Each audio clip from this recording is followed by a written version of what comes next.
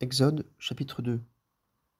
Et un homme de la maison de Lévi alla et prit une fille de Lévi, et la femme conçut, et enfanta un fils, et elle vit qu'il était beau, et elle le cacha 3 mois.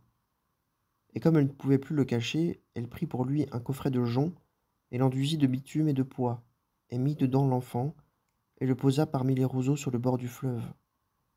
Et sa sœur se tint à distance pour savoir ce qu'on lui ferait. Et la fille du Pharaon descendit au fleuve pour se laver, et ces jeunes filles se promenaient sur le bord du fleuve. Et elle vit le coffret au milieu des roseaux, et elle envoya sa servante qui le prit. Et elle l'ouvrit et vit l'enfant. Et voici, c'était un petit garçon qui pleurait. Et elle eut compassion de lui et dit, c'est un des enfants des Hébreux. Et sa sœur dit à la fille du Pharaon, irai-je et appellerai-je auprès de toi une nourrice d'entre les Hébreuses, et elle t'allaitera l'enfant? Et la fille du Pharaon lui dit, va. Et la jeune fille alla et appela la mère de l'enfant. Et la fille du Pharaon lui dit, emporte cet enfant et allaite-le pour moi, et je te donnerai ton salaire. Et la femme prit l'enfant et l'allaita. Et l'enfant grandit, et elle l'amena à la fille du Pharaon, et elle fut son fils. Et elle appela son nom Moïse, et dit, car je l'ai tiré des eaux. Et il arriva en ces jours-là que Moïse, étant devenu grand, sortit vers ses frères, et il vit leur fardeau. Et il vit un homme égyptien qui frappait un hébreu d'entre ses frères, et il regarda çà et là, et vit qu'il n'y avait personne, et il frappa l'Égyptien, et le cacha dans le sable. Et il sortit le second jour, et voici, 2 hommes hébreux se querellaient. Et il dit au coupable, pourquoi frappes-tu ton compagnon? Et il dit, qui t'a établi chef et juge sur nous? Est-ce que tu veux me tuer comme tu as tué l'Égyptien? Et Moïse eut peur et dit, certainement le fait est connu. Et le Pharaon apprit les choses et chercha à tuer Moïse. Mais Moïse s'enfuit de devant le Pharaon et habita dans le pays de Madian. Et il s'assit près d'un puits. Or le sacrificateur de Madian avait 7 filles, et elles vinrent et puisèrent et emplirent les auges pour abreuver le bétail de leur père. Et les bergers vinrent et les chassèrent, et Moïse se leva et les secourut et abreuva leur bétail. Et elles vinrent vers Rehuel, leur père, et il dit, pourquoi êtes-vous venus si tôt aujourd'hui? Et elles dirent, un homme égyptien nous a délivrés de la main des bergers, et il a aussi puisé abondamment pour nous, et a abreuvé le bétail. Et il dit à ses filles, où est-il donc? Pourquoi avez-vous laissé là cet homme? Appelez-le, et qu'il mange du pain. Et Moïse consentit à habiter avec lui, et il donna Séphora, sa fille, à Moïse. Et elle enfanta un fils, et il appela son nom Gershom, car, dit-il, j'ai séjourné dans un pays étranger. Et il arriva en ces jours, qui furent nombreux, que le roi d'Égypte mourut. Et les fils d'Israël soupirèrent à cause de leur service, et ils crièrent, et leur cri monta vers Dieu à cause de leur service. Et Dieu ouït leur gémissement, et Dieu se souvint de son alliance avec Abraham, avec Isaac et avec Jacob. Et Dieu regarda les fils d'Israël, et Dieu connut leur état. Évangile selon Luc, chapitre 5. Or il arriva, comme la foule se jetait sur lui pour entendre la parole de Dieu, qu'il se tenait sur le bord du lac de Génézareth. Et il vit 2 nacelles qui étaient au bord du lac. Or les pêcheurs en étaient descendus et lavaient leurs filets. Et montant dans l'une des nacelles qui était à Simon, il le pria de s'éloigner un peu de terre. Et s'étant assis, il enseignait les foules de dessus la nacelle. Et quand il eut cessé de parler, il dit à Simon, mène en pleine eau, et lâchez vos filets pour la pêche. Et Simon répondant lui dit, Maître, nous avons travaillé toute la nuit, et nous n'avons rien pris, mais sur ta parole, je lâcherai le filet. Et ayant fait cela, ils enfermèrent une grande quantité de poissons, et leurs filets se rompaient. Et ils firent signe à leurs compagnons, qui étaient dans l'autre nacelle, de venir les aider. Et ils vinrent et remplirent les 2 nacelles, de sorte qu'elles enfonçaient. Et Simon-Pierre, ayant vu cela, se jeta aux genoux de Jésus, disant, Seigneur, retire-toi de moi, car je suis un homme pécheur. Car la frayeur l'avait saisi, lui et tous ceux qui étaient avec lui, à cause de la prise de poissons qu'il venait de faire. De même que Jacques et Jean aussi, fils de Zébédée, qui étaient associés de Simon. Et Jésus dit à Simon, ne crains pas, dorénavant tu prendras des hommes. Et ayant mené les nacelles à terre, ils quittèrent toutes et le suivirent. Et il arriva, comme il était dans une ville, que voici un homme plein de lèpre. Et voyant Jésus, il se jeta sur sa face et le supplia, disant, Seigneur, si tu veux, tu peux me rendre net. Et étendant sa main, il le toucha, disant, je veux, sois net. et aussitôt la lèpre se retira de lui. Et il lui commanda de ne le dire à personne, mais va et montre-toi au sacrificateur, et offre pour ta purification selon ce que Moïse a ordonné, pour que cela leur serve de témoignage. Et sa renommée se répandait de plus en plus, et de grandes foules s'assemblèrent pour l'entendre et pour être guéris de leurs infirmités. Mais lui se tenait retiré dans les déserts et priait. Et il arriva l'un de ces jours qu'il enseignait. Et des pharisiens et des docteurs de la loi, qui étaient venus de chaque bourgade de Galilée et de Judée et de Jérusalem, étaient assis là, et la puissance du Seigneur était là pour les guérir.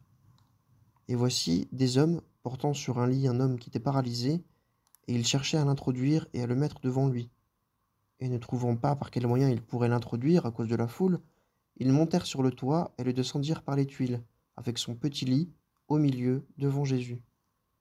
Et voyant leur foi, il dit, « Hommes, tes péchés te sont pardonnés. » Et les scribes et les pharisiens se mirent à raisonner, disant, « Qui est celui-ci qui profère des blasphèmes? Qui peut pardonner les péchés si ce n'est Dieu seul? » Et Jésus, connaissant leurs pensées, répondant, leur dit, « Pourquoi raisonnez-vous dans vos cœurs? Lequel est le plus facile, de dire, tes péchés te sont pardonnés, ou de dire, lève-toi et marche?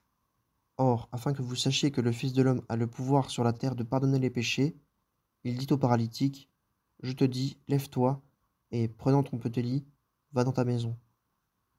Et à l'instant, s'étant levé devant eux, il prit le lit sur lequel il était couché, et s'en alla dans sa maison, glorifiant Dieu. Et ils furent tous saisis d'étonnement, et glorifiaient Dieu. Et ils furent remplis de crainte, disant, nous avons vu aujourd'hui des choses étranges. Après cela, il sortit, et il vit un publicain nommé Lévi, assis au bureau de recette.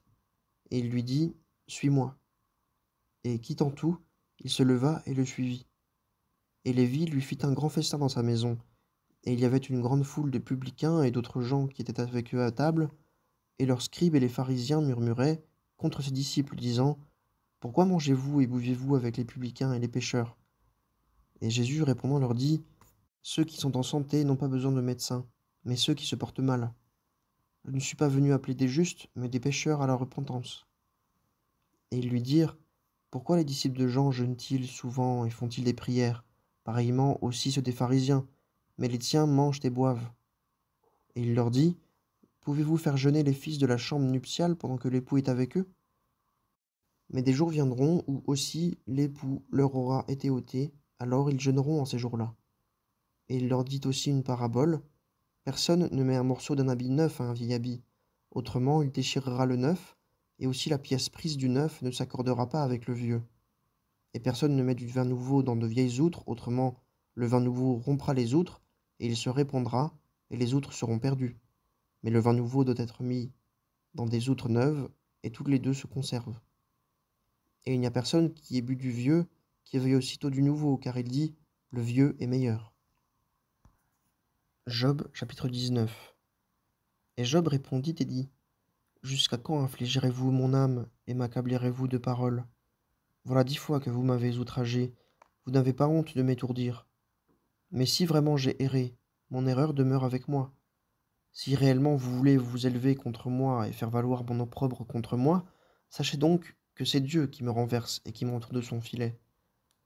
Voici, je crie à la violence, et je ne suis pas exaucé.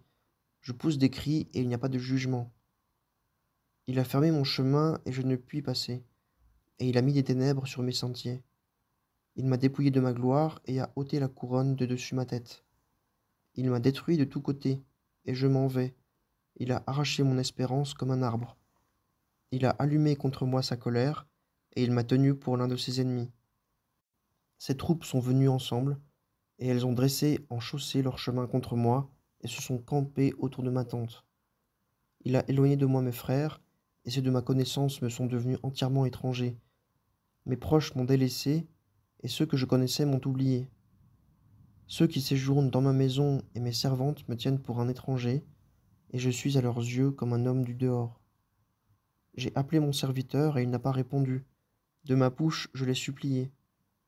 Mon haleine est étrangère à ma femme, et ma supplication au fils du sein de ma mère. Même les petits enfants me méprisent. Je me lève et ils parlent contre moi. Tous les hommes de mon intimité m'ont en horreur, et ceux que j'aimais se sont tournés contre moi. Mes os s'attachent à ma peau et à ma chair, et j'ai échappé avec la peau de mes dents. Ayez pitié de moi, vous mes amis, car la main de Dieu m'a atteint. Pourquoi comme Dieu me poursuivez-vous et n'êtes-vous pas rassasiés de ma chair?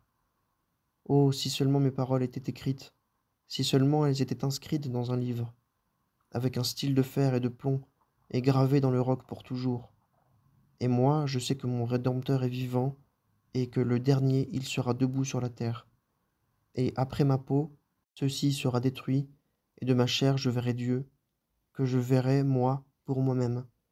Et mes yeux le verront, et non un autre, mes reins se consument dans mon sein. Si vous dites, comment le poursuivrons-nous, et que la racine de la chose se trouve en moi, tremblez pour vous-même devant l'épée, car l'épée est un instrument de la fureur contre les iniquités, afin que vous sachiez qu'il y a un jugement. Première épître aux Corinthiens, chapitre 6. Quelqu'un de vous, lorsqu'il a une affaire avec un autre, ose-t-il entrer en procès devant les injustes et non devant les saints? Ne savez-vous pas que les saints jugeront le monde? Et si le monde est jugé par vous, êtes-vous indigne des plus petits jugements? Ne savez-vous pas que nous jugerons les anges? Et nous ne jugerions pas les affaires de cette vie? Si donc vous avez des procès pour les affaires de cette vie, établissez ceux-là pour juges qui sont peu estimés dans l'assemblée. Je parle pour vous faire honte. Ainsi, il n'y a pas d'homme sage parmi vous, pas même un seul, qui soit capable de décider entre ses frères. Mais un frère entre en procès avec un frère, et cela devant les incrédules. C'est donc de toute manière déjà une faute en vous, que vous ayez des procès entre vous. Pourquoi ne supportez-vous plutôt des injustices? Pourquoi ne vous laissez-vous pas plutôt faire tort? Mais vous, vous faites des injustices et vous faites tort, et cela à vos frères. Ne savez-vous pas que les injustes n'hériteront pas du royaume de Dieu? Ne vous y trompez pas, ni fornicateurs, ni idolâtres, ni adultères, ni efféminés, ni ceux qui abusent d'eux-mêmes avec des hommes, ni voleurs, ni avares, ni ivrognes, ni outrageux, ni ravisseurs, n'hériteront du royaume de Dieu. Et quelques-uns de vous, vous étiez tels, mais vous avez été lavés, mais vous avez été sanctifiés, mais vous avez été justifiés au nom du Seigneur Jésus et par l'Esprit de notre Dieu. Toutes choses me sont permises, mais toutes choses ne sont pas avantageuses. Toutes choses me sont permises, mais je ne me laisserai, moi, asservir par aucune. Les viandes pour l'estomac et l'estomac pour les viandes, mais Dieu mettra à néant et celui-ci et celle-là. Or le corps n'est pas pour la fornication, mais pour le Seigneur, et le Seigneur pour le corps. Mais Dieu a ressuscité le Seigneur, et il nous ressuscitera par sa puissance. Ne savez-vous pas que vos corps sont des membres de Christ? Prendrais-je donc les membres du Christ pour en faire les membres d'une prostituée? Qu'ainsi n'advienne. Ne savez-vous pas que celui qui est uni à une prostituée est un seul corps avec elle? Car les deux, dit-il, seront une seule chair. Mais celui qui est uni au Seigneur est un seul esprit avec lui. Fuyez la fornication. Quelque péché que l'homme commette, il est hors du corps, mais le fornicateur pêche contre son propre corps. Ne savez-vous pas que votre corps est le temple du Saint-Esprit qui est en vous, et que vous avez de Dieu? Et vous n'êtes pas à vous-même, car vous avez été achetés à grand prix. Glorifiez donc Dieu dans votre corps.